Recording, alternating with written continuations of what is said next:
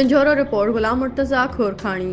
पेशावर मस्जिद में पेश आयल इंसानियत खे लॼाईंदड़ वाक़े ख़िलाफ़ ऐं शहीदनि खे सुख सलाम पेश करण लाइ संजोरो में शिया उलमा काउंसिल संजोरो पारां शिया उलमा काउंसिल संजोरो जो सदर नूर मोहम्मद मलूखानी, जनरल सेक्रेटरी सईद नियाज़ अली शाह, सईद मोहम्मद अली शाह, गाज़ी खान खोरखानी, मौलाना अब्द अली मरी ऐं ॿियनि जे अॻवानी में एहतजाजी रैली निकिती।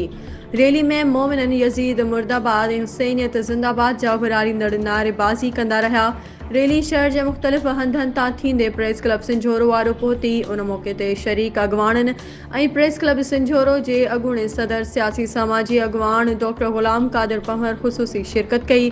उन्हनि चयो त वाक़े जी शदीद लफ़्ज़नि में मज़म्मत कयूं था। हुकूमत जी रिट मुकमल तौर ख़त्म थी चुकी आहे।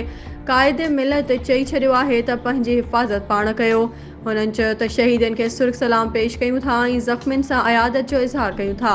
शहीदनि जे वारसनि सां हिन ॾुख वारी घड़ी में मुकमल तौर साथ जो यकीन ॾियारियूं था।